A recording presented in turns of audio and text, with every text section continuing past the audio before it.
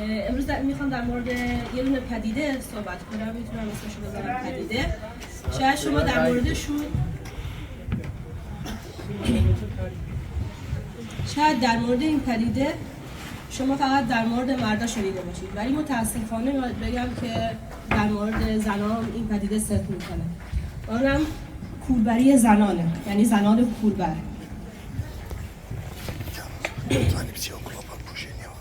یه دونه تئوری هست به اسم هوموساکر، یه دونه سوژه، میتونیم بگیم یه دونه سوژه‌اش که رها شده و از قانون استثناء شده. اما قانون در برابرش با رها کردن اراده دیگری به مرگ بی‌قانونی اعمال میشه. هوموساکر در مرز قرار داره. این وضعیت بسیار شبیه کولبره در کردستان. سوژه‌ای که قانون آن را از حیطه اعمال خود خارج کرده، در همین بی‌قانونی است که قتل و مرگ وی جایز می‌گردد. قتل و مرگ وی قانونی قلمداد میشه، اما کنشگری اقتصادی، سیاسی و اجتماعی وی غیر قانونی و اساسا وجود حقوقی نداره. بنابراین ما در کولبری با سوژه‌ای مواجه هستیم که قانون آن را از میدان نفوذ خود اخراج و ترک کرده است، اما مرگ و قتل وی را جایز شمرده. مسئله مهم در مورد کولبری در کردستان اینه که کنش طرد و اخراج حقوق کولبر توسط دیگری انجام میشه. در آپاراتوس آمادبین منطق حقوقی جامعه است که هوموساکر را تشکیل میده، اما در کردستان کولبر هوموساکری است که توسط دیگری تولید میشه. دیگری فضای زیست کردستان را استعمار کرده و کولبر را مشابه یه هوموساکر تولید کرده. از این جنبه میتوان وضعیت کولبر را اسفناکتر از هوموساکر نیز قلمداد بمونه. امروز میخوام کوتاه در مورد زنان کولبر در 4 نقطه از جهان حرف بزنم. زنانی که همزمان ستم‌های جنسیتی، طبقاتی و ملی را با گوشت و استخوان خود حس می‌کنند و از جانب صاحبان سرمایه و حکومت‌های مردسالار به صورت مضاعف استعمار میشن. این یه تصویری مربوط به زنان کولبر در مرز مراکش با اسپانیا. ملیله جاییه که مرز بین قاره سبز و قاره سیاه واقع شده. اما ملیله تنها نقطه تلاقی اروپا و آفریقا نیست، بلکه از جمله مکان‌هایی است که چرخه معیوب توزیع اقتصادی، ساختار بیمار سیاسی و تناقض‌های اجتماعی و ستم‌های ناشی از اختلاف طبقاتی هویدا میشه.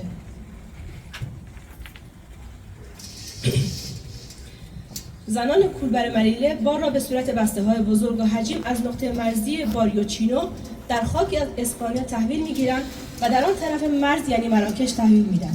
این زنان کولبر هر روز 10 کیلو بار سنگین را از نقطه‌ای در مرز اسپانیا به مراکش جابجا می‌کنند. این زنان از بومیان شهر ملیله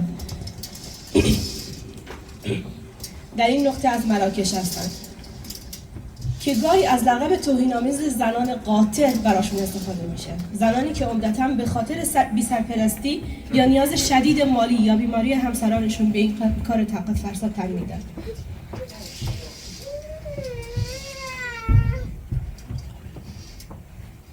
از آنجایی که هر پدیده درناک اقتصادی اجتماعی ریشه در منطقه سرد سود و سرمایه داره، کولبری زنان مراکش نیز از این قاعده مستثنا نیست. کار این زنان در این منطقه از جهان راهی است برای فرار مالیاتی صاحبان سودجوی بارها.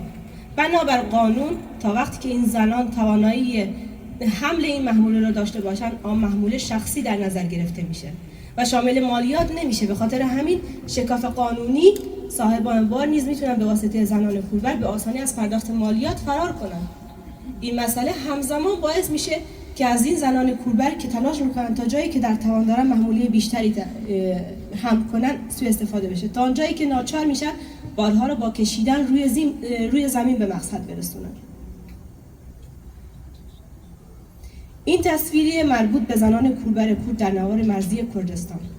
زنانی که با گرفتن جان در کف دست برای لقمه اینان صخره‌ها و کوه‌های سوارگور کردستان را می‌پیمانند و همواره در تیررس نیروهای انتظامی قرار می‌گیرند.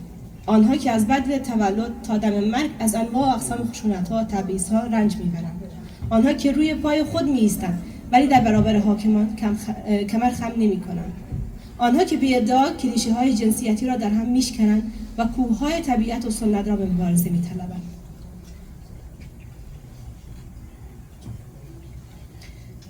از تعداد زنان کوربر آمار دقیقی متاسفانه در دست نیست، ولی شمار زیادی از آنها همپای مردان در نوار مرزی کردستان به کوربری مشغولند. زنانی که با چهره‌های پوشیده و اغلب ناشناس که در ارتفاعات صبر جان در کف دست و بار بر پشت می‌گذارند و به امید بازگشت با دست پر ساعت‌ها پیاده روی و راه‌های سخت و طاقت فرسا را تحمل می‌کنند. زنان کوربر مجبور هستند 30 کیلوگرم بار را 4 تا 5 ساعت در کوهستان‌ها حمل کنند. در بین آنها زنانی با تحصیلات عالی هم وجود داره که این خودش واقعا باید بگیم متاسفانه. گروهی از این زنان کوربر سرپرست خانواده هستند، بی سرپرستن اونا. گروهی هم برای همراهی با همسران خود به دل کوه میزنند، زنانی که با پوشش مردان زیر بارهای سنگین میروند و در مناطق مرزی همچون زنجیری همراه مردان راه را پی میگیرند تا گم نشوند.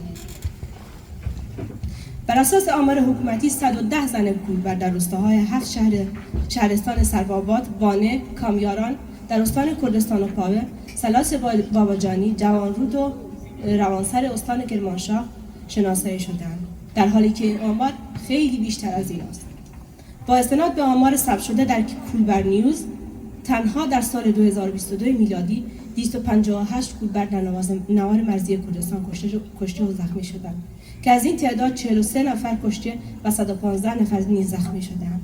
در آمارهای ثبت شده در کوربر نیوز طی چند سال گذشته گزارشی از کشته شدن و زخمی شدن زنان کوربر ثبت نشده. این هم یک تصویر دیگری از کوربران کشور پروست. زمانی که گردشگران به این کشور سفر می‌کنند، آنها برای کوهنوردی همراه با راهنماهای بومی در این منطقه برنامه‌ریزی می‌کنند. بومی‌ها وظیفه حمل غذا، چادرها، مهیا کردن شرایط صعود از طریق مسیریابی و استقرار طناب را بر عهده می‌گیرند. حمل بارهای سنگین در زمینی خشن و چالش برانگیز که بسیار بالاتر از سطح دریاست، شغل بسیار پرمشقتی محسوب میشه. درآمد متوسط هر یک از این کوربران برای یک سفر 4 روزه حدود $72. تا سال 2016 این کار تنها مختص مردان بود. این روش برای دهه‌ها ادامه داشت تا اینکه تصمیم گرفته شد برای بهبود وضعیت توریست تغییراتی در این کار انجام بشه.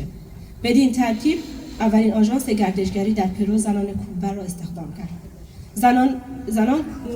زنان کوربر کارشان را معمولاً با مخالفت یا بیمیلی خانواده‌ها و همسرانشان انجام میدن. نهایتاً خانواده‌ها به خاطر فقر مجبور به پذیرش آن میشوند.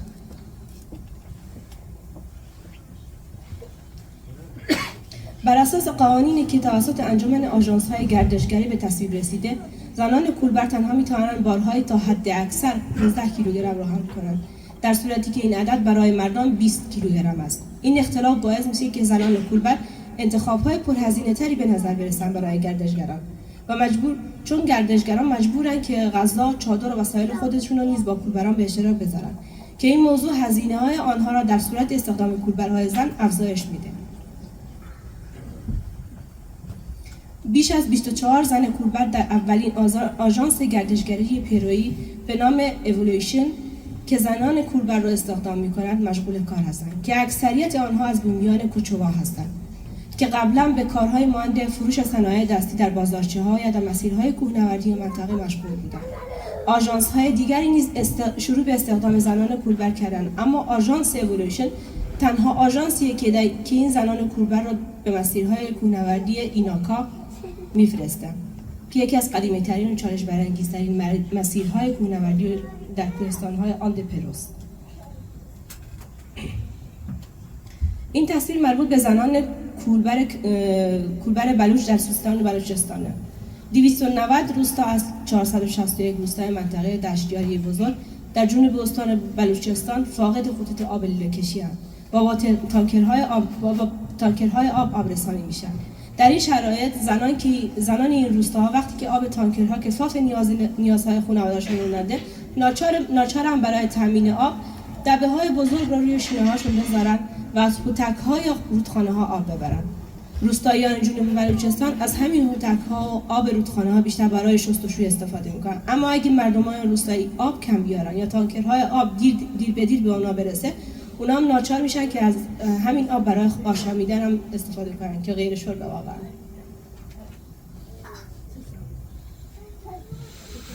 نحوه آب برداشتن از هوتک‌ها یا رودخانه‌ها نیز به این صورتی که زنان و بلوچ دبه‌های بزرگ آب را پر می‌کنند، روی سر یا دوش خود می‌ذارند و آب را تا منازل خود حمل می‌کنند. نوعی کولبری برای زنان تامین آب خانوادگی که به گفته نماینده مجلس سیستان و بلوچستان در شورای عالی استان هنوز در 290 روستا در منطقه دشتیاری بزرگ رواج دارد. هوتک‌ها با وجود نقش مهمی که در زندگی روستاییان جنوب بلوچستان ایفا می‌کنند، خطرات زیادی را نیز برای آنها در بر دارد، به نحوی که با توجه به گود بودن آنها، با توجه به اینکه در بسیار از مواقع زنان کولبر بلوچ همراه کودکان خود برای برداشتن آب به هوتک‌ها مراجعه می‌کنند یا خود کودکان برای تفریح و آبتنی پای هوتک‌ها می‌روند، همواره احتمال غرق شدن کودکان در هوتک‌ها وجود دارد. به گزارش کمپین فعالین بلوچ در سال 2022 میلادی دست کم 49 کودک در همین هوتک‌ها و رودخانه‌ها غرق شدند.